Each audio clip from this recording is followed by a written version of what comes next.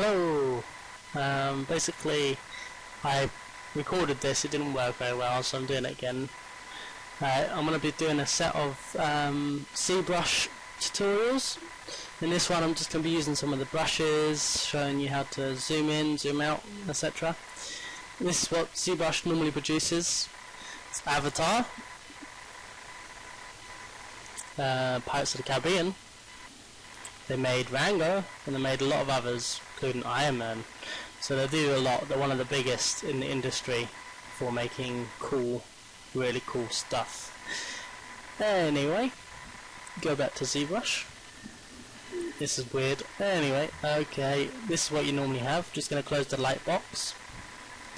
That normally has a lot of cool stuff. Okay. What am I doing? I'm going to show you some of the 2D tools first. The interface normally looks a bit confusing, but it's quite easy once you get used to it.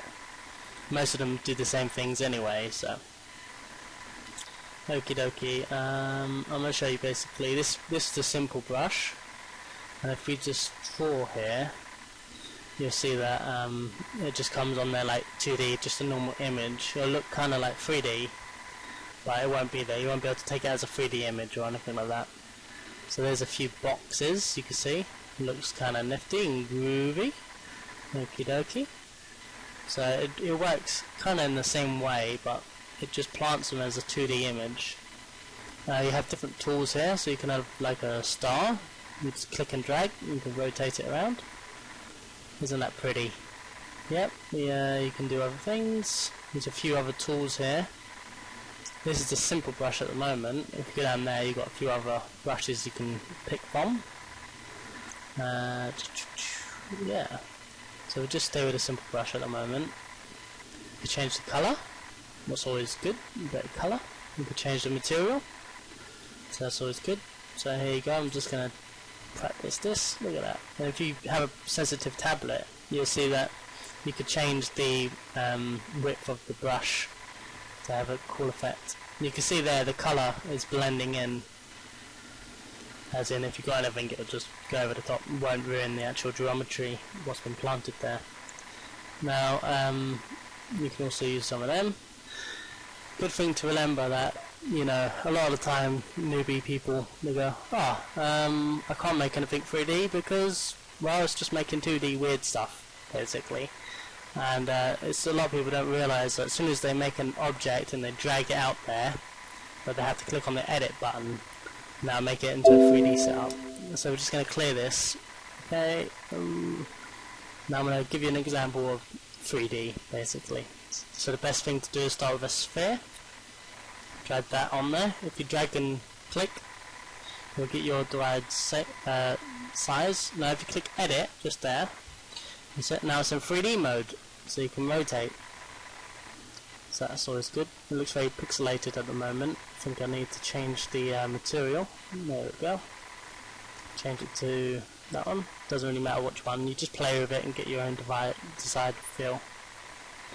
So basically, interface-wise, you see the red dot when I'm going over it there. That just shows that I'm in edit mode. I can actually change the geometry. If you use that on there, you can zoom in and out. So that's always good. That just changes the document size. Doesn't actually change the real thing. Down there, it changes it.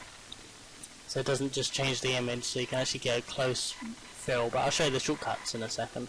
This one rotates it. It depends on how you want to get used to it. That one moves it. That one is a frame, so if you lose it somewhere, you press frame and it put it into the center of the screen. Okie dokie. Now you see the red dot, as I was talking before. If you just go slightly out of the area, you can rotate. So that means you can edit the geometry. And if you go slightly out, you should be able to rotate. See the simple changes? That is rotating, you can't really see it. If you just draw something on there, you'll probably see it. Don't worry about that for the moment. It's saying I need to change it to a 3D primitive, so you just press there, click, and you should be able to go on your way. It's quite a simple program after you get used to it. So here I'm just drawing something so you can see it actually rotating So now rotate it. Yep, there you go. You can see it's actually rotating now. Another thing is if you hold shift, you'll be able to see it snaps into the positions, you know, front, back, side, you know, all them good stuff. Actually that is kind of bad because the front isn't there, so I'll just smooth this area out. I'll tell you that in a minute. La la la. Okie dokie. Snap it back to the beginning with shift button.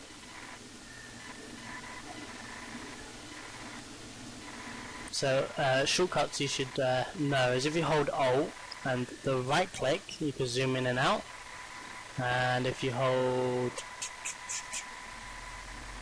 whatever one it's going to do, yep, zoom in and out, that's the Alt one. So normally right click in general can do a lot of the moving stuff, so you got rotate, zoom in and out. If you hold Control and Alt and right click, you can pan it to put the object where you want, so that's good.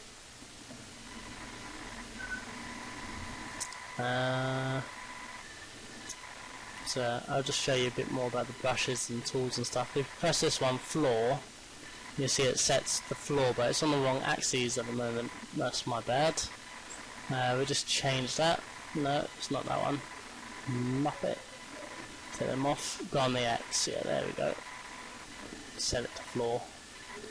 Aha, okay. That's fine, that's no problem. Just change it here. Okie dokie. So, very disturbing. It's quite easy when you get used to it though. You can say perspective and make it a bit more better. See what we're doing a bit more now. We'll zoom in. You can see it's very pixelated. I'll show you how to change that in a minute. You go to you click here, you can do your brushes. You can change your brush to any of these. There's a lot, so you have to get used to it yourself, you know, just go through them. I'll show you which one. We'll just stick with a standard brush for the moment. Okie dokie. So if you just start drawing on there, oh yeah, the brackets, left and right bracket, just like in Photoshop, will change the size of the brush. You can also press space. Okie dokie. So if you start drawing, it'll just start adding geometry. And if you hold Control, it'll start taking geometry away. So that's to add and take away. And you can also press Shift, and that will start smoothing it out. So that's pretty cool. So these are the basics. Really, you should avoid the middle part of the spheres, because it can mess things up, but I was just doing this quickly, so you can smooth it out. That's the very basics. Where you change the colour, get a bit more lighter. Don't really like the material of that at the moment. Let's change this pixelated crap at the moment. Let's smooth this out a bit. Looks a bit better. Let's higher the resolution in a minute. Just draw some eyes. Actually, you know what? I'll undo that. And we'll press X to activate symmetry. Okay, you see the red dot at the bottom. You see there's two red dots, but it's on the wrong thing at the moment. So we'll just go here to change the settings. So you realise that it's on the wrong thing. I want to make eyes not like that, that'd be weird. Okie dokie, so we just go here. Stroke, no, tools, no, transform, there it is, and change it to the y-axis. There we go. And now you can see it's on both sides. That's really helpful. Sometimes it can mess up, but don't worry about it. Okie dokie. Now if I draw a set of eyes, then it'll come on both sides. So that's always helpful.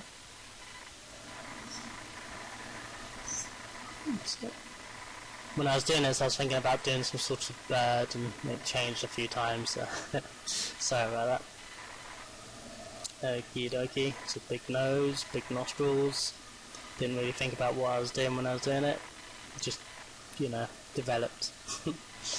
Okie dokie, so taking away here, adding a bit there, so that always helps. It's about being creative, just, you know,